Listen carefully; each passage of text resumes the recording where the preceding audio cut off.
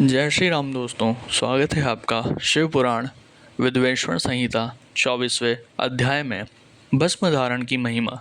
सूत जी ने कहा, हे ऋषियों, अब मैं तुम्हारे लिए समस्त वस्तुओं को पावन करने वाले भस्म का महात्म्य सुनाता हूँ।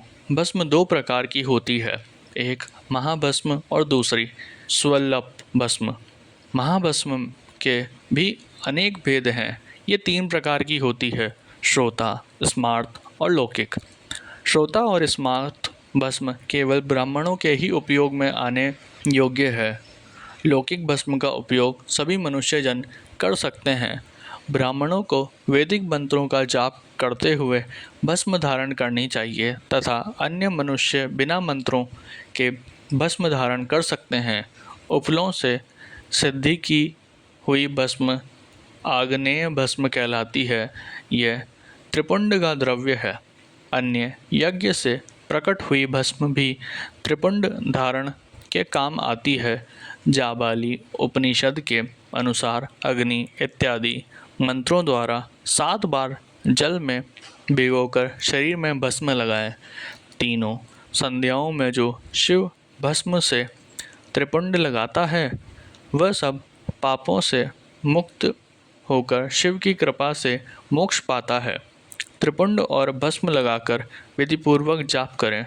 भगवान शिव और विष्णु ने भी त्रिपुंड धारण किया है।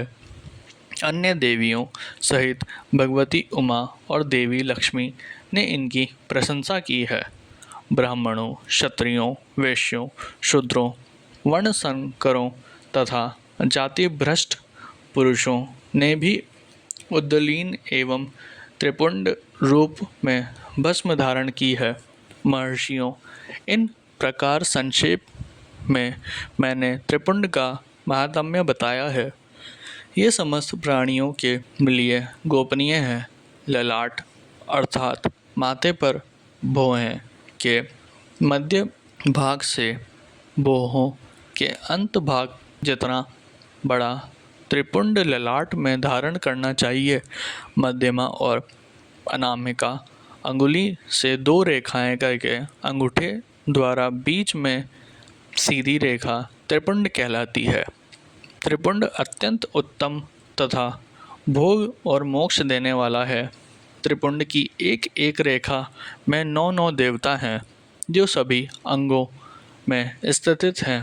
प्रवण का प्रथम अक्षर आकार, ग्रहपत्य, अग्नि, पृथ्वी, धर्म, रोजागुण, त्रग, वेद, क्रिया, शक्ति, प्रातः, स्वन तथा महादेव।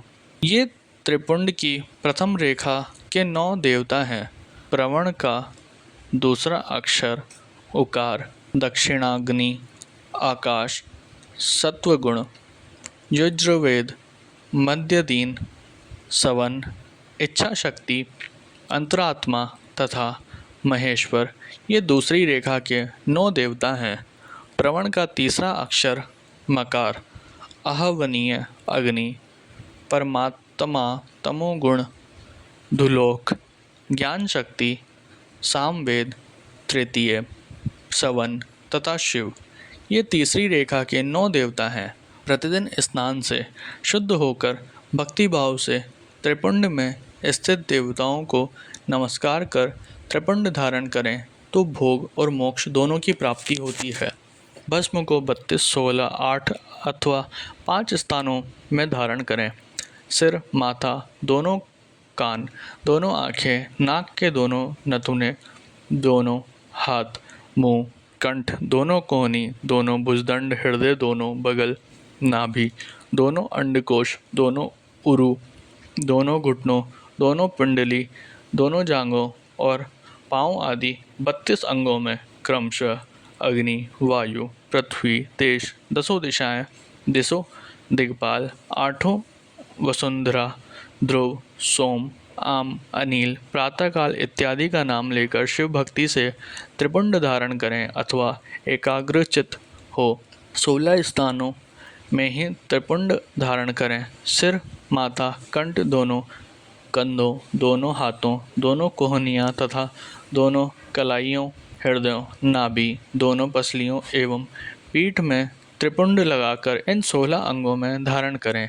तब अश्विनी कुमार, शिव शक्ति, रुद्र, ईश, नारद और वामा आदि 9 शक्तियों का पूजन करके उन्हें त्रिपुंड में धारण करें। सिर, बालों, दोनों कानों, मुंह, दोनों हाथ, हृदय, नाभि, उरु युग्ल, दोनों पिंडली एवं दोनों पांव, इन 16 अंगों में क्रमशः शिव, चंद्रमा, रुद्र, ब्रह्मा, गणेश, लक्ष्मी, विष्णु, शिव, प्रजापति, नाग, दोनों नाग कन्याएं, ऋषि कन्याएं, समुद्र, तीर्थ इत्यादि के नाम स्मरण करके त्रिपुंड भस्म धारण करें।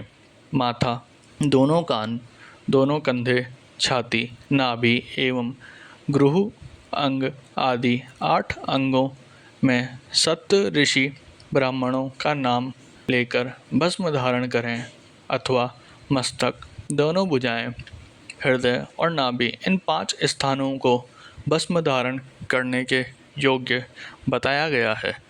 देश तथा काल को ध्यान में रखकर भस्म को अभिमंत्रित करना चाहिए तथा भस्म को जल में मिलाना चाहिए। त्रिनेत्रधारी, सभी गुणों के आधार तथा सभी देवताओं के जनक और ब्रह्मा एवं रुद्र की उत्पत्ति करने वाले पर ब्रह्म परमात्मा शिव का ध्यान करते हुए ओम नमः शिवाय मंत्र को बोलते हुए माथे एवं अंगों पर त्रिपुंड धारण करें।